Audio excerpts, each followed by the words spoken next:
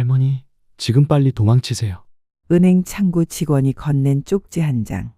창구 너머 젊은 남자의 눈동자는 어딘가 불안하게 보였습니다. 그는 나를 보며 아주 미세하게 고개를 끄덕였어요. 그건 무언가의 긴박한 신호였습니다. 그때 내 옆에 있던 아들의 손이 나를 올가매듯 내 손목을 꽉 움켜 잡았습니다. 머릿속은 온통 빨간 경고등만이 울리고 있습니다. 빨리 이 자리를 떠나라. 순간 모든 생각은 멈추고 오직 도망이라는 본능적인 움직임만 있었습니다. 나를 잡고 있는 강한 손을 뿌리치고 빠르게 달렸습니다. 그때 저는 알지 못했습니다. 은행 직원의 절박한 쪽지 한 장이 제 목숨을 살릴 마지막 경고였다는 것을요. 그리고 제가 얼마나 끔찍한 음모에 휘말려 있었는지를요. 지금 바로 그 끔찍한 사연을 들려드리겠습니다. 저는 72세에 부산 영도에서 40년간 어묵 장사를 했고 이곳은 제 인생이 담긴 곳입니다. 남편은 침대에 누워 있습니다. 중풍으로 쓰러진 지 벌써 10년. 남편은 말을 못하지만 저희 부부는 눈으로 대화를 나누고 있습니다. 기석 씨, 오늘은 파도가 세네요. 그러면 남편의 눈동자가 한번 깜박입니다. 그게 응이라는 표현이죠. 어느 날 아들 태호가 집으로 들어오면서 말을 했습니다. 어머니, 홍삼정 사왔어요. 이제는 제가 시간 날 때마다 어머니랑 아버지 건강 챙겨드릴게요. 늘 그렇듯 그 웃음에는 뭔가 어색한 애교가 섞여 있었어요. 어머니, 이거 한번 드셔보세요. 건강에 좋은 거예요. 그리고 누워 계신 아버지한테도 좋다고 하네요. 사실 태호는 20살 때 보육원에서 나와 오갈 데 없는 아이였습니다. 어찌나 사정하는지 어쩔 수 없이 우리 가게에서 숙식하며 허드렛 일을 돕기로 했습니다. 이후 자식이 없는 우리 부부는 의지할 곳 없는 불쌍한 아이를 양아들로 거두었습니다. 하지만 식당 일도 공장 일도 여러 가지 직업을 변경했지만 어느 하나 오래 버티지 못해 한두 달 일하고는 관두기를 반복했죠. 그러다가 무슨 이유인지 집을 나가는 일이 잦아지며 2년 가까이 연락이 없다가 올 초에 다시 집으로 돌아왔습니다. 어머니, 죄송합니다. 이제부터 진짜 잘해드릴게요. 그 말에 난 힘든 시간을 위로받는 듯 대견한 마음에 어떤 말이든 믿고 싶었습니다. 그런데 이상했어요. 아들이 특별히 신경 써서 타준 홍삼인데 고마운 마음과는 다르게 이상한 냄새가 나서 저에게는 맞지 않았습니다. 달고 썼지만 약간 비릿한 것 같았어요. 그날 저녁이었습니다. 가게 문을 닫고 반죽을 치고 있는데 자꾸 소리가 울렸습니다. 탁, 탁, 탁. 손이 반죽을 때리는 소리가 아니라 마치 머릿속 어딘가에서 나는 소리 같았습니다. 내가 뭘 하고 있었더라. 그 순간 가게 문이 열렸어요. 언니, 나 유나야. 근데 왜 멍하니 그렇게 서 있어? 유나의 목소리가 들리는데 얼굴은 또렷한데 이름이 생각이 안 났어요. 아, 그쪽이 누구였더라. 그 말이 입에서 나올 뻔했죠. 그때 유나가 내 어깨를 붙잡으며 말했어요. 언니 괜찮아? 얼굴이 너무 하얀 것 같아. 괜찮아. 조금 피곤해서 그래.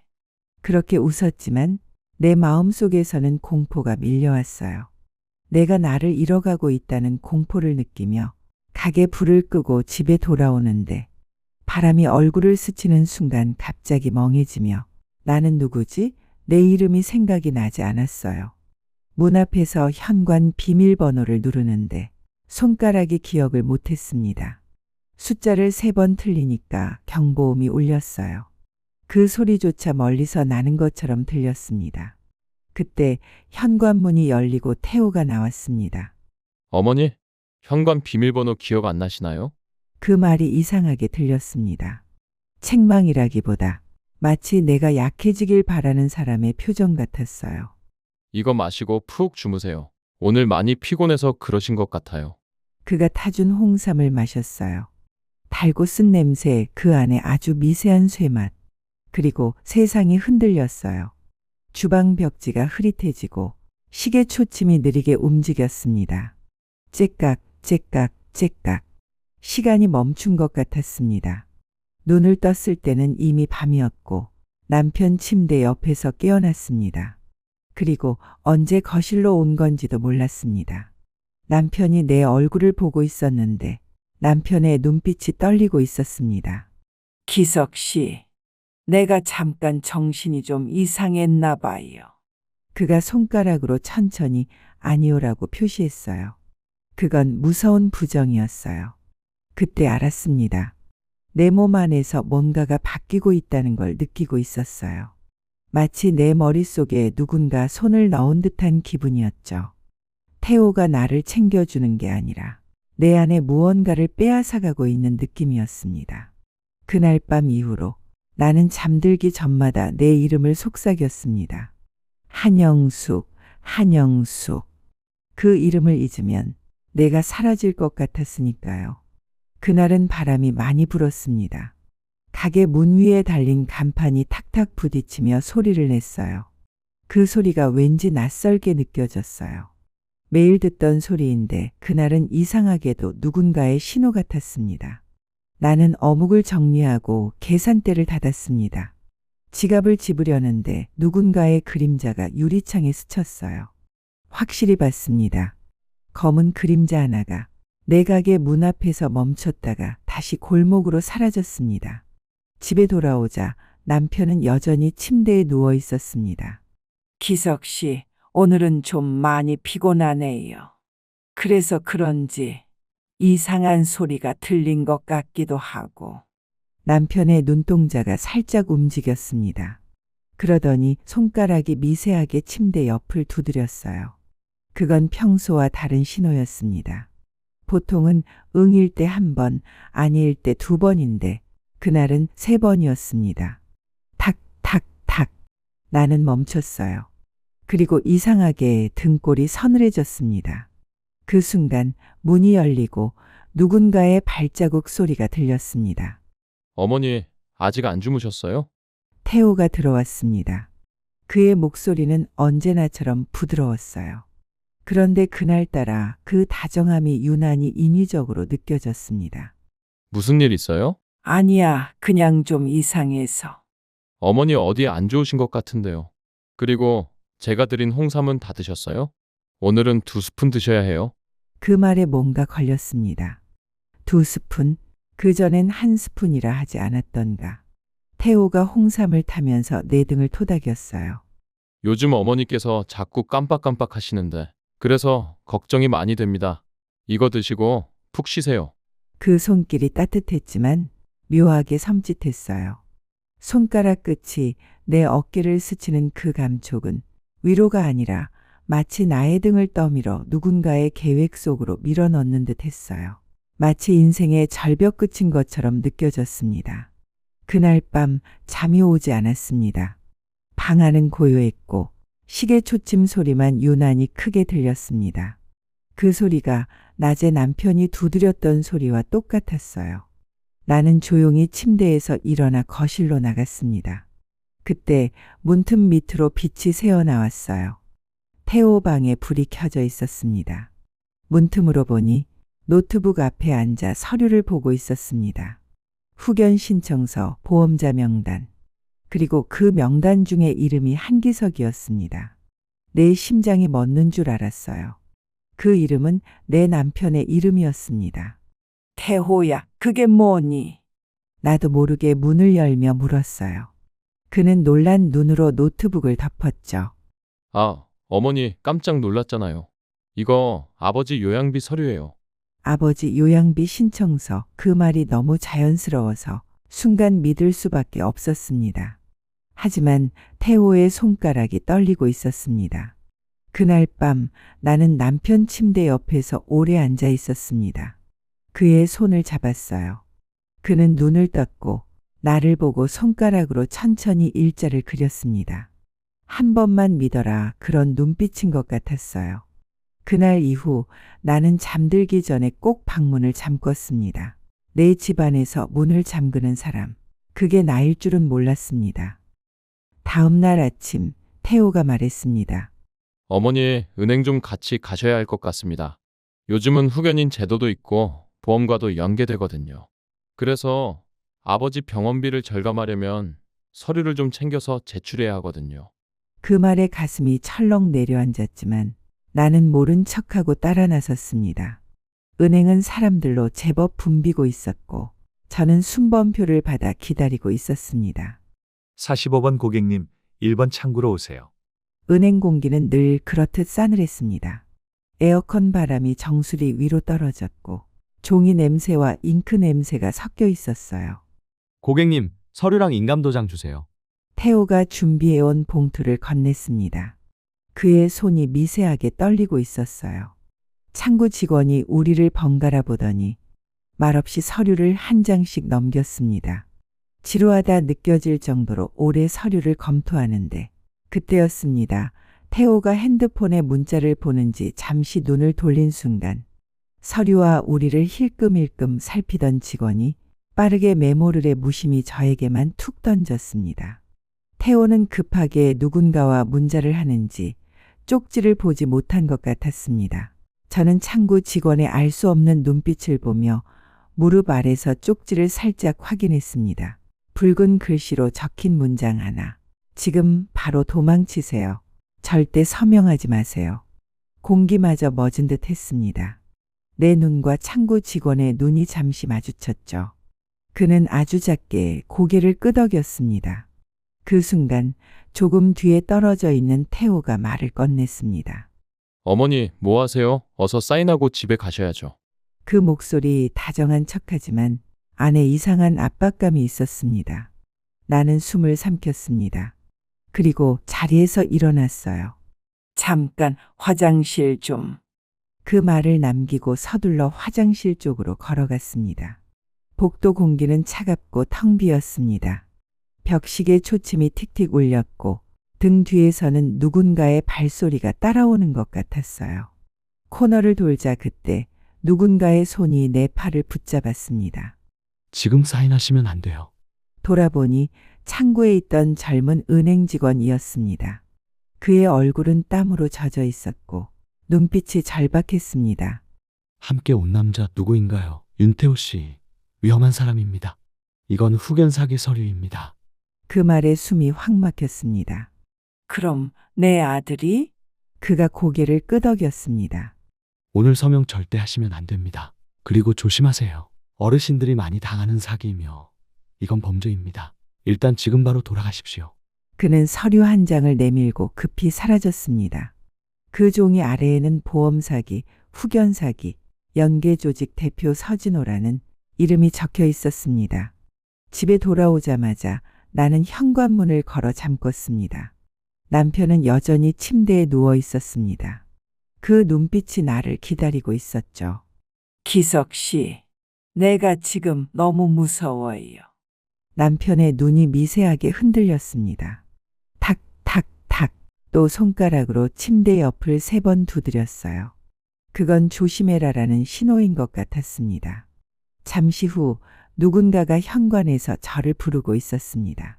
한영숙 어머님 계세요? 그 목소리 익숙했습니다. 은행에서 봤던 그 직원이었습니다. 문을 열자 그는 땀에 흠뻑 젖은 머리로 숨을 몰아쉬며 들어왔습니다. 아까 은행에서 제가 쪽지 드렸죠. 저는 박혜진이라고 합니다. 태호 씨가 위험한 사람이라고 말씀드렸었는데 자세히 알아보니 태호 씨가 위험에 처해 있는 것 같습니다. 어떤 조직에 이용당하고 있는 것 같습니다. 그는 파란 서류 하나를 내밀었습니다. 사진 여러 장과 이름이 보였어요. 후견 완료, 사망. 그 밑에 붉은 도장이 찍혀 있었습니다. 이건 단순한 돈 문제가 아닙니다.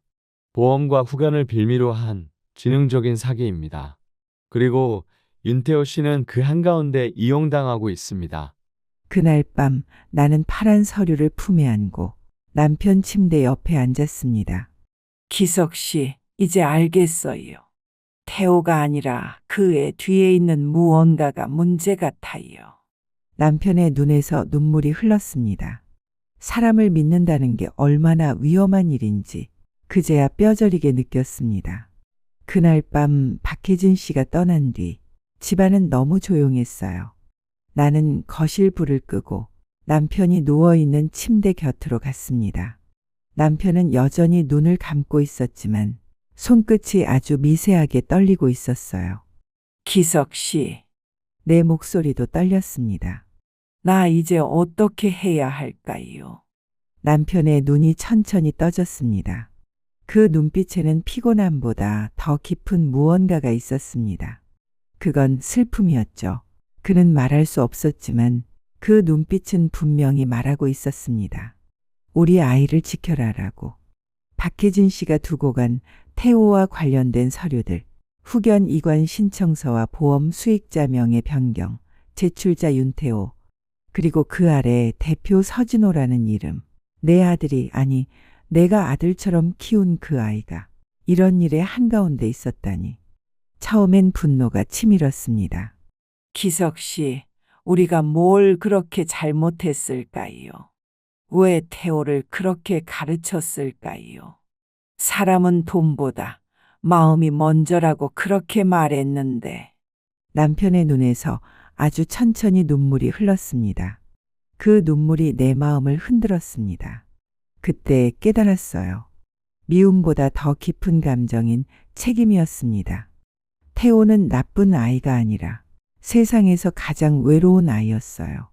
그 아이는 항상 관심 받고 싶어요라고 말하는 눈빛으로 나를 바라봤었죠. 나는 그걸 보지 못했어요.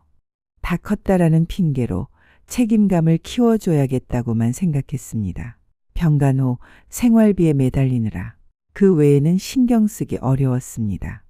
그래서 그는 세상에서 처음으로 자신을 바라봐준 서진호를 믿은 거예요. 나는 자리에서 일어났습니다. 남편의 손을 꼭 잡았죠. 기석 씨, 이제 나도 결심했어요. 지금이라도 그 아이를 버리지 않을 거예요. 그리고 숨기지도 않을 거예요. 남편의 눈동자가 미세하게 흔들렸습니다. 그래, 그거야라는 대답 같았습니다. 그 순간 창문이 탁 소리를 내며 열렸습니다. 차가운 바람이 방 안으로 밀려 들어왔어요. 나는 고개를 들어 바람을 맞았습니다. 그 바람은 내 머릿속을 다시 재정비하게 만들었습니다. 이전과는 다른 강한 의지 같은 것을 불어넣었죠. 이제부터 내가 움직일 거예요. 내가 그 아이를 구하고 그놈들을 무너뜨릴 거예요. 그녀는 더 이상 피해자가 아니었습니다. 누군가의 어머니로서, 누군가의 증인으로서, 그리고 태호를 구할 마지막 사람으로서 그녀는 다시 세상으로 나서기로 결심했습니다. 다음 날 밤 가게 문을 닫으려는데 박혜진 씨가 다시 가게를 찾아왔습니다. 그의 얼굴엔 피곤과 분노가 뒤섞여 있었죠. 손에는 파란 서류들이 들려 있었어요. 어머님, 이 자리 한번 보시겠어요? 그가 내 앞에 서류들을 펼쳤습니다. 사진 속엔 낯선 노인들의 얼굴이 줄지어 있었습니다. 노인들의 눈은 모두 같은 방향을 보고 있었습니다.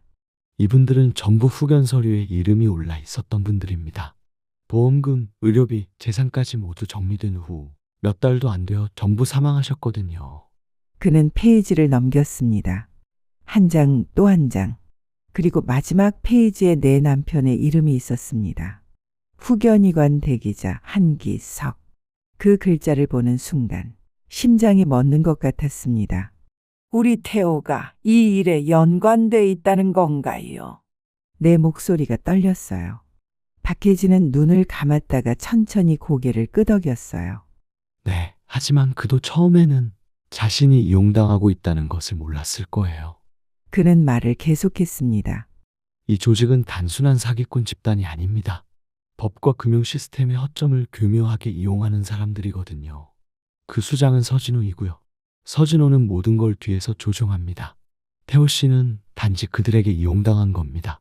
그는 잠시 말을 멈추더니 손목 시계를 힐끗 봤습니다. 그리고 낮게 진지하게 말했어요.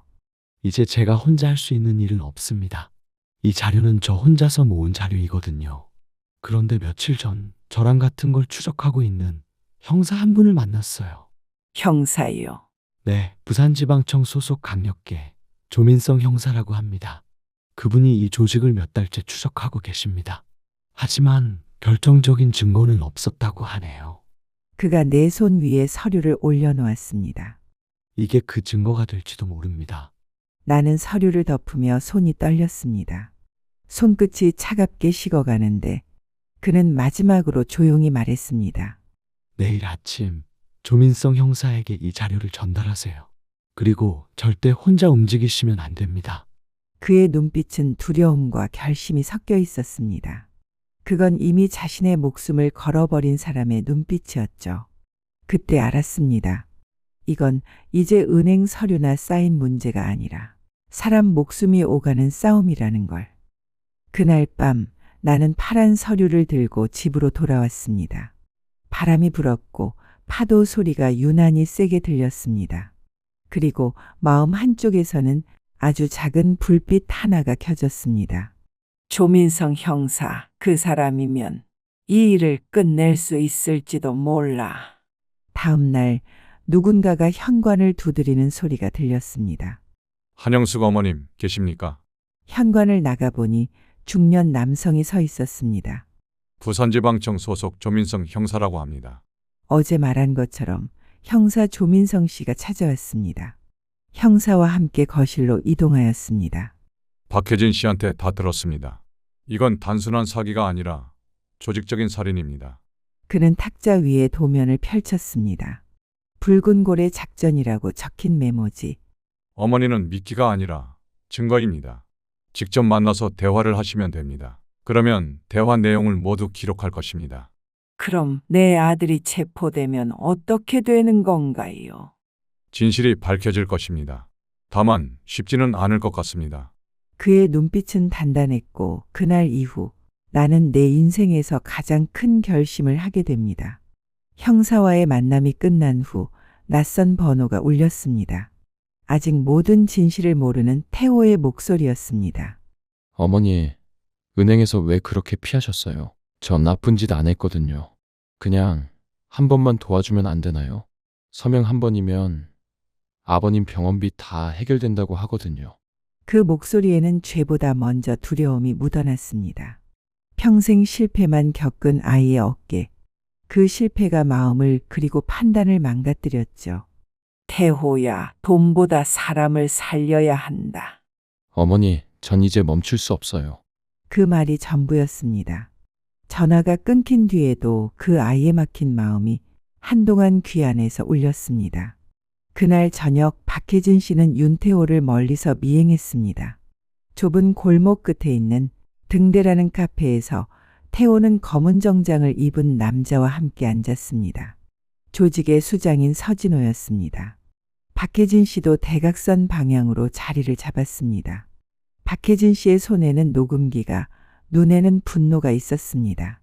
정막을 가르는 작은 딸깍 소리, 그 순간이 누군가의 목숨을 되돌리는 첫 녹음 스위치가 되었죠. 그들은 낮은 목소리로 바로 대화가 이어졌습니다. 이번 건 23억짜리야. 후견자금 15억, 보험금 8억. 이번 일 끝나면 바로 해외로 보내줄 테니까 끝까지 잘 마무리해봐. 근데 어머니는요? 그 여자? 치매 진단 떨어지면 끝이지. 한편 다른 장소에서 대기 중인 조민성 형사가 팀원들과 마지막으로 계획을 다시 한번 정리하듯 설명합니다. 내일 오후 8시 한영숙 어머님 댁 윤태호가 홍삼 전달 명목으로 방문할 예정이며 코드명은 붉은 고래. 외곽에서 2개 조가 대기합니다. 미리 설치된 내부 카메라는 라이브 송출을 통해 증거를 실시간 외부 백업으로 이중 저장할 것입니다. 준비 완료. 이상입니다. 그날 저녁 남편 침대 옆 그리고 부엌과 거실의 작은 초소형 카메라들이 조용한 증인처럼 자리를 잡았습니다. 혹시라도 무슨 일이 생기면 남편의 눈앞에서 모든 것이 기록되는 것입니다. 그날 밤 잠이 오지 않았습니다. 그리고 마음속으로 아주 오래, 아주 조용히 말했습니다. 태호야, 내가 내 아들이라는 걸 절대 잊지 않을게. 다음 날 약속한 시각에 태호가 들어왔습니다. 손에는 홍삼병이 들려 있었고 표정은 이미 무너진 사람과 같았습니다. 어머니, 죄송해요.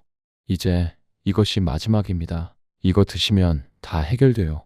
그의 손이 떨렸고 눈물 한 방울이 떨어졌습니다. 나는 그 떨림을 잡아줄 수도 놓아줄 수도 없었습니다. 태호야, 미안하다. 왜요, 어머니? 영숙은 형사와 합의한 암호를 거의 속삭이듯 말했습니다. 붉은 고래. 그 순간 문을 박차며 다수의 형사들이 들어왔습니다. 경찰입니다. 윤태호 살인미수 혐의로 체포합니다. 아니에요. 전 시키는 대로 한 것뿐이에요. 어머니, 제발 나 좀 도와줘요. 그 순간 내 마음은 산산이 부서졌습니다. 그는 악마가 아니라 세상의 유혹에 져버린 내 아이였으니까요. 하지만 그 불쌍함이 다른 사람의 죽음이 된다면 그건 용서가 아니라 사랑하는 만큼 단죄해야 했습니다. 태호는 수갑을 차고 나로부터 멀어지고 있었습니다. 문이 닫히고 집안이 고요해졌습니다. 그날 밤 태호가 연행된 후 조직의 수장인 서진호 역시 체포되었습니다. 형사 조민성이 빠르게 움직여 직접 수갑을 채웠습니다. 후견 사기, 보험금 살인 의혹, 공문서 위조 모든 혐의를 적용하였습니다. 체포 당시 그의 얼굴에는 당황도 분노도 없었습니다. 단지 짧은 미소 하나 지으며 서진호는 형사를 비웃듯이 말했습니다. 형사님, 그렇게 쉽게 끝날 일 같습니까? 그날 밤 경찰차가 떠나고 난 뒤에도 집안은 고요했습니다. 남편의 거친 숨소리만이 아직 우리가 살아있다는 걸 알려주고 있었죠. 태호가 끌려나가던 순간 나는 아무 소리도 내지 못했습니다. 그 아이는 울고 있었고 내 눈에서는 눈물이 흘렀습니다. 남편은 눈을 떴습니다. 그 눈빛이 묻고 있었어요. 이제 다 끝난 거야? 기석 씨, 아직이야. 이제부터 그놈의 잘못이 하나하나 모두 드러나야 돼요. 잠시 후 TV 속에 뉴스 음성이 들려왔습니다. 보험 후견 사기로 구속된 조직의 수장 서진호 씨가 증거 불충분으로 오늘 석방되었습니다. 법조계는 불법 녹취물의 효력 부족을 이유로 들었습니다. 뉴스 소식을 듣는 순간 머리가 멍해졌습니다. 모든 걸 걸고 잡았던 진실이 법이라는 벽에 막혀 무너지는 순간이었습니다. 며칠 뒤 다시 우리가 만났을 때 박혜진 씨는 분노에 차서 말했습니다. 우리가 그 사람을 그냥 두면 또 피해자가 나옵니다. 그럼 우린 뭘 해야 하죠? 공개해야죠. 그의 입으로 자신의 추악한 죄를 스스로 말하게 해야 해요. 그때부터 붉은 고래 작전의 두 번째 막이 시작되었습니다. 이때 조민성 형사가 작은 브로치 하나를 내밀었습니다. 이 안에 초소형 카메라가 들어있으며 영상은 실시간으로 클라우드에 올라가게 됩니다. 어머니께서 이 브로치를 옷깃에 차고 자연스럽게 서진호를 만나면 됩니다. 하지만 어머님이 다시 한번 위험에 빠질 수도 있어요. 그러나 서진호를 속이기 위해서는 어머님의 도움이 절실합니다. 어머님, 다시 한번 부탁드려도 될까요? 네, 각오는 되어 있습니다. 우리 아들 태호. 저는 이미 잃을 만큼 잃었어요. 네, 어머님, 알겠습니다. 그럼 서진호를 만나면 이렇게 말씀하시면 됩니다. 당신이 경찰에서 풀려난 것처럼 우리 아들 태호도 경찰에서 풀려날 수 있도록 힘써 달라고 서진호에게 매달리는 척 해주셔야 합니다. 다음 날 나는 서진호를 찾아갔습니다. 그는 한쪽 입꼬리를 올리며 웃고 있었습니다. 서진호가 말했습니다. 역시 오실 줄 알았습니다. 이런 건 조용히 정리하는 게 좋으실 겁니다. 당신 태호한테 무슨 일을 시킨 거야? 사람은 돈 앞에서 다 똑같죠. 아드님도 그걸 깨달은 욕망이 앞선 사람일 뿐입니다. 그가 웃을 때마다 내 심장은 분노에 뒤틀렸습니다. 하지만 브로치 속에 있는 초소형 카메라가 켜져 있었고 나는 체념한 듯 태호의 이야기를 꺼냈습니다. 우리 노부부에게 태호는 하나밖에 없는 아들이라고. 잠깐의 잘못된 선택으로 감옥에 가는 꼴은 못 보겠다고 제발 우리 태호를 꺼내달라고 사정하였습니다. 그러자 서진호는 미소를 지으며 실패로 끝난 후견인 계획을 다시 설명하기 시작했습니다. 그의 모든 말은 세상으로 실시간 송출되고 있었습니다. 하지만 서진호는 여전히 자신만만했습니다. 노인들은 늙음악히 남는 돈이 많고 판단은 흐리지. 그걸 우리가 아주 잘 사용하고 관리해 주는 거야. 그 말이 끝나는 순간 내 속은 메스꺼렸습니다. 한편 다른 장소에 있는 박혜진 씨가 흥분한 목소리로 말을 합니다. 실시간 송출 성공입니다. 동시 접속수 10만 돌파했으며 댓글이 쏟아집니다. 송출되고 있는 영상 댓글에는 여러 글이 올라오고 있었습니다. 이거 실화야? 신고했어요. 이 나쁜 놈은 감옥에 가야 해. 부산 영도 어르신을 도와드립시다. 경찰은 뭐 하고 있는 거야? 서진호는 아직도 이 상황을 모른 채 계속 말을 이어갔습니다. 다 늙어버린 당신이 나를 이길 수 있겠어. 아무리 경찰이 잡았다 해도 결국 이렇게 멀쩡히 당신 앞에 서 있잖아. 처음부터 이렇게 순순히 나왔으면 얼마나 좋았어. 그랬으면 할매 아들도 생고생 안 하고 좋은 시절을 보냈을 텐데 정말 안 됐군. 서진호는 나를 놀리며 비웃듯이 말을 건넸습니다. 그 순간 마음이 찢어지도록 아팠지만 정신을 가다듬고 내 입으로 단어 하나를 말했습니다. 붉은 고래. 그 순간 형사들이 문을 박차고 들어왔습니다. 서진호, 당신을 살인교사 및 사기 혐의로 체포합니다. 뭐야, 당신들. 내가 무슨 죄가 있어? 증거 있어? 물론이죠. 당신의 대화 내용이 모두 생중계되었을 뿐 아니라 무려 10만 명이나 되는 시민들이 생생한 증인이지. 이건 불법이야. 불법 촬영이라고. 공익 목적입니다. 이제 당신은 끝입니다. 서진호의 얼굴에서 미소가 사라졌습니다. 그날 세상은 마침내 그 어둠을 들여다보게 되었습니다. 며칠 후 나는 경찰서로부터 한 통의 편지를 받았습니다. 보낸 사람 윤태호. 편지는 짧았습니다. 하지만 그 안에는 모든 것이 담겨 있었습니다. 어머니, 죄송합니다. 저는 그냥 한 번만 벌면 어머니가 편해질 줄 알았습니다. 그런데 그게 죄인 줄 몰랐어요. 아버님은 제 얼굴 뉴스에서 보시겠죠? 전 이제야 알았어요. 세상에서 제일 큰 죄는 사람 마음을 팔아넘기는 것이라는 걸요. 어머니, 다음 생엔 꼭 당신의 진짜 아들로 태어나고 싶습니다. 사랑합니다. 태호 드림. 그 글씨는 삐뚤고 번져 있었지만 그 속에는 진심이 담겨 있었습니다. 그 아이는 죄인이었지만 끝까지 우리의 아들이었습니다. 한편 법정에서 서진호의 판결이 진행되고 있었습니다. 피고 서진호, 살인교사 및 사기 혐의로 무기징역. 피고 윤태호, 살인미수 혐의로 징역 10년. 법정의 공기는 무겁고 차가웠습니다. 하지만 남편이 내 손을 잡아주었습니다. 그 따뜻한 손이 내 마음을 지탱하게 해주었습니다. 기석 씨, 이제 괜찮아요. 남편의 눈에 눈물이 고였습니다. 남편은 침대에서 내 어깨를 바라봅니다. 기석 씨, 오늘은 파도가 잔잔하네요. 이제 내 가게 앞에는 붉은 고래 그림 하나가 붙어 있습니다. 도움이 필요하면 문을 두드리세요. 그 문장은 내 지난 생의 약속이 되었습니다. 사람은 늙어도 눈빛은 늙지 않습니다.